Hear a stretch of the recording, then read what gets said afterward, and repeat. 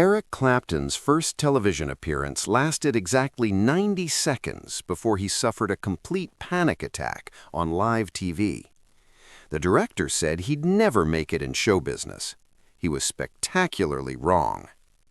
It was Tuesday, September 10th, 1963, and 18-year-old Eric Clapton was sitting in the green trailer that served as a dressing room behind the Ready, Steady, Go television studios in London's Wembley. His hands were shaking so badly that he could barely hold his guitar pick, and his stomach was churning with a mixture of excitement and pure terror. Ready, Steady, Go was the most important music television program in Britain, the show that could make or break a young musician's career overnight. Every week, millions of teenagers across the country tuned in to see the latest pop and rock acts perform their hits, and appearing on the show was considered the ultimate validation for any aspiring musician. Eric had gotten this opportunity through a connection he'd made at a small club in Richmond, where he'd been playing with a pickup band called the Metropolis Blues Quartet. A talent scout for the show had seen him perform and been impressed enough to invite him to audition for a segment called New Faces, which featured up-and-coming musicians performing solo or with minimal backing. "You've got something special, kid," the talent scout had told Eric after his audition. "The way you play guitar, it's different from all the other young musicians we see. Raw, authentic, emotional. The cameras are gonna love you." But now, sitting in the cramped trailer and listening to the controlled chaos of television production happening all around him, Eric was beginning to understand that there was a vast difference between playing music in intimate club settings and performing for the unblinking eye of a television camera. Eric had been performing live for almost 2 years now, and he had developed a reasonable level of comfort on stage in small venues. He could handle crowds of 50 or 100 people, could feed off their energy and lose himself in the music. But the idea of performing for an invisible audience of millions with no immediate feedback and no way to gauge whether his performance was connecting was overwhelming. Making matters worse, Eric had never been particularly comfortable with the idea of fame or celebrity. He was naturally shy and introverted, more interested in the music itself than in the attention that came with being a performer. The thought of being watched by millions of people, of having his performance critiqued and analyzed by television viewers across the country, was causing him more anxiety than he had ever experienced. The Ready, Steady, Go production was unlike anything Eric had encountered before. The studio was a maze of cables, cameras, and bright lights. Technicians scurried around adjusting equipment and barking instructions to each other. The pace was frantic and professional in a way that made Eric's previous performance experiences seem amateurish by comparison. Eric's preparation for this television appearance had been intense and obsessive. For weeks leading up to the taping, he had practiced his chosen song, a blues standard called Milk Cow Blues, until he could play it perfectly in his sleep. He had borrowed a better guitar specifically for the television appearance, had gotten his hair cut and styled, and even bought new clothes to look more professional on camera.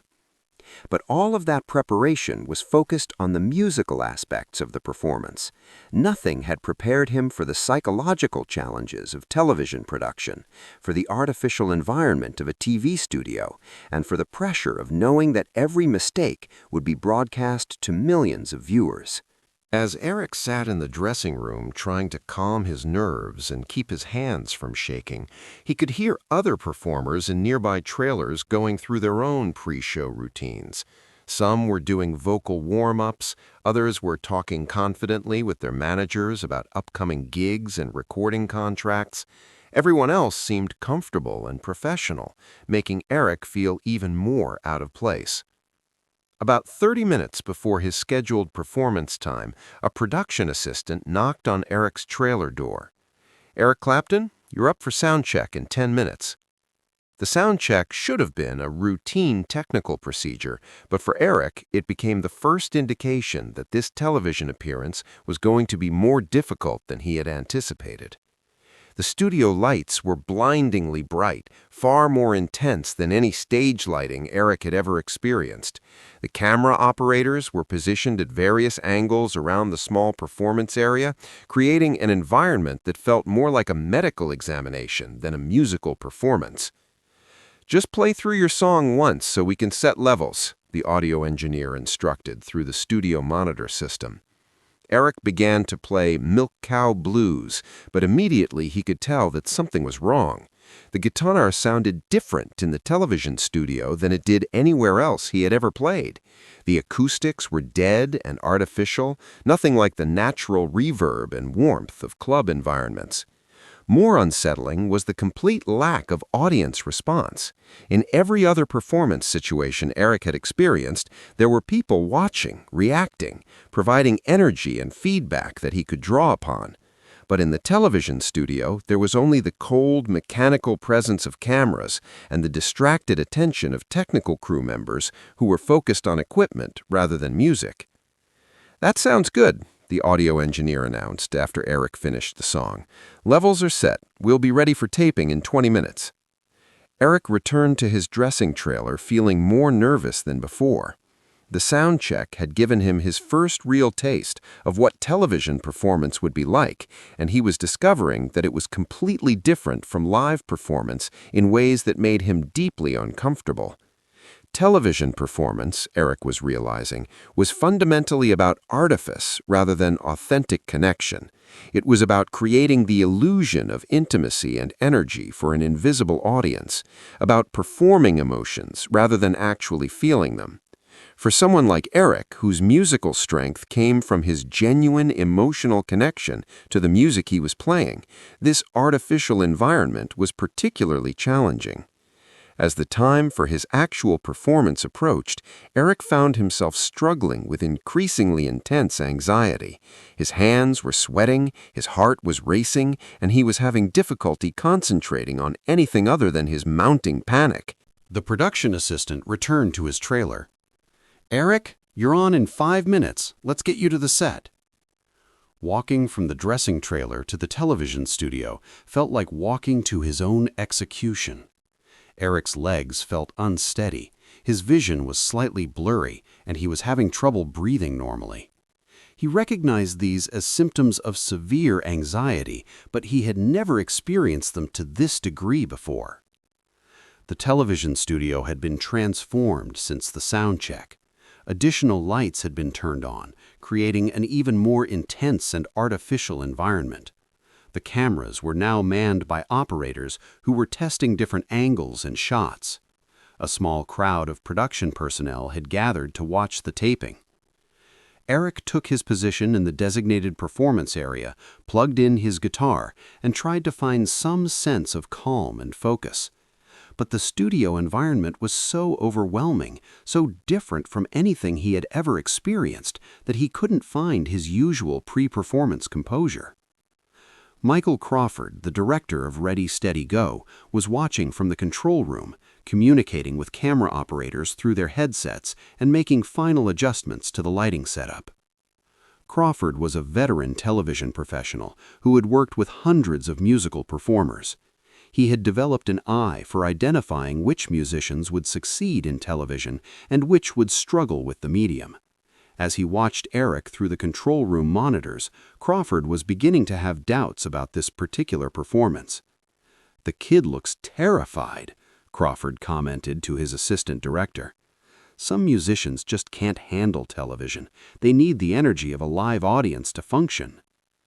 In the studio, Eric was trying to calm himself by running through mental preparations that had worked for him in club performances.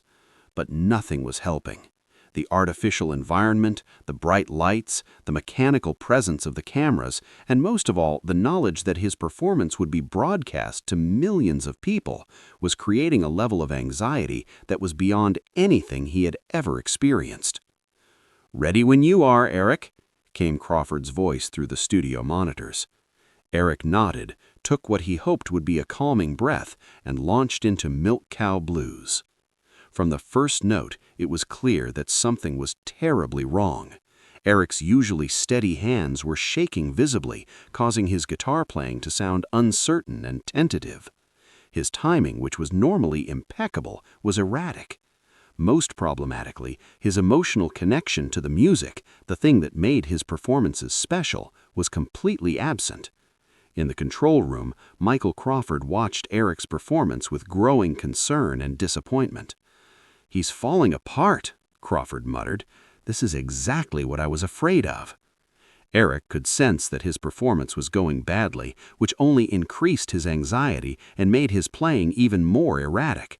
He was caught in a feedback loop of panic, where his awareness of his poor performance was causing increased nervousness, which was leading to even worse playing. After about a minute of increasingly shaky performance, Eric made a mistake that would have been easily recoverable in a club setting, but felt catastrophic in the unforgiving environment of television production. He fumbled a chord change, producing an audibly wrong note that hung in the air of the dead studio acoustics. That single wrong note was the breaking point for Eric's already fragile composure. Suddenly, the artificial studio environment, the blazing lights, the mechanical cameras, and the pressure of performing for millions of invisible viewers became completely overwhelming. Eric felt a wave of panic unlike anything he had ever experienced. His vision became tunnel-like, his breathing became rapid and shallow, and he felt like he might pass out or vomit. Without thinking, without any conscious decision, Eric stopped playing mid-song, unplugged his guitar, and walked off the set. The studio went completely silent. Production personnel looked around at each other in confusion, unsure how to respond to this unprecedented situation. In the control room, Michael Crawford stared at the monitors in disbelief. "What the hell just happened?" Crawford demanded. Eric didn't stop walking until he reached his dressing trailer, where he sat down heavily and tried to process what had just occurred. His hands were still shaking, his heart was still racing, and he felt a profound sense of humiliation and failure that was unlike anything he had ever experienced. Within minutes, there was a knock on his trailer door. Michael Crawford entered without waiting for permission, his expression a mixture of frustration and professional disappointment. "What was that?" Crawford demanded. "We've got a show to produce, we've got schedules to keep, and you just walked off the set in the middle of your performance." Eric looked up at Crawford, still too overwhelmed to speak coherently. "Look, kid, I've been in this business for 15 years, and I've worked with hundreds of musicians. Some people just aren't cut out for television. Some people can't handle the pressure, can't adapt to the medium. It's nothing personal, but you clearly don't have what it takes for show business." Crawford paused, looking at Eric with something approaching sympathy. "My advice to you is to go back to playing small clubs and local venues. There's nothing wrong with that. Not everyone needs to be on television. But the big time, the national stage, the kind of career that television can create, that's not for you. You'll never make it in show business if you can't handle 90 seconds of television performance." After Crawford left, Eric sat in his trailer for another hour, trying to understand what had happened to him and what it meant for his musical future. He had always known that he was introverted and shy, but he had thought that his love for music would be enough to overcome those personality traits. The television disaster had shown him that there were aspects of the music business that he might never be able to handle. But as Eric eventually packed up his guitar and prepared to leave the Ready Steady Go studios, he began to think about what Michael Crawford had said. Crawford had dismissed Eric's potential based on his inability to handle television performance. But was television really the only path to a successful music career? Eric thought about all the musicians he admired, Muddy Waters, B.B. King, Robert Johnson, and realized that none of them had built their reputations through television appearances. They had built their careers through live performance, through connecting with audiences in person, through the power and authenticity of their music, rather than their ability to look good on camera. Maybe Michael Crawford was right that Eric would never succeed in television, but maybe television success wasn't the only kind of success that mattered. As Eric left the television studio, he made a decision that would shape the rest of his career.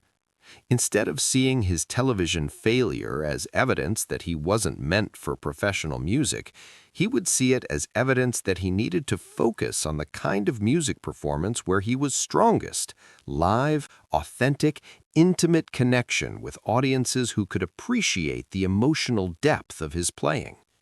Over the next year, Eric threw himself into live performance with renewed intensity. He played every club gig he could get, joined bands that prioritized musical authenticity over commercial success, and developed his skills as a live performer in ways that no television appearance could have taught him. The television disaster had taught Eric something crucial about himself and about his relationship with music. He was not a performer who would ever be comfortable with artifice or pretense. His strength was in genuine emotional connection, in the raw honesty that came from live musical communication with audiences who were present and responsive. By 1964, just 1 year after his Ready, Steady, Go disaster, Eric was being recognized as one of the most promising young guitarists in London's live music scene. His reputation was built entirely on the power of his live performances, on word-of-mouth recommendations from audiences who had experienced his music in person. When the Yardbirds offered Eric the lead guitarist position in 1964, it was based entirely on his reputation as a live performer. No one in the band or their management had seen Eric on television because his television appearance had been so brief and so unsuccessful that it had never been broadcast. Eric's career with the Yardbirds and everything that followed was built on his strength as a live performer rather than his ability to succeed in the artificial environment of television production. Years later, when Eric Clapton was one of the most famous musicians in the world, he would often be asked about his early experiences with television and media. He would tell interviewers about his Ready, Steady, Go disaster, but always with humor and perspective. "That television failure was one of the best things that ever happened to me," Eric would say. "It taught me that I'm a live performer, not a TV performer. It forced me to focus on what I'm actually good at, rather than trying to succeed in areas where I don't belong." Michael Crawford, the television director who had declared that Eric would never make it in show business, eventually learned about Eric's subsequent success through industry connections. By the 1970s, when Eric was selling out stadiums and releasing platinum albums, Crawford would occasionally tell the story of the nervous teenager who had walked off his television set. "I was completely wrong about that kid," Crawford would admit. "I thought television success was the only success that mattered. I didn't understand that some musicians are too authentic, too real for the artificial world of television. Eric Clapton was always meant for bigger stages than television studios." The 90 seconds of panic that had seemed like a career-ending disaster became instead the moment when Eric Clapton discovered his true path as a musician. Sometimes the worst failure in one area becomes the foundation for the greatest success in another area. Sometimes walking away from what doesn't work is the first step toward finding what does work.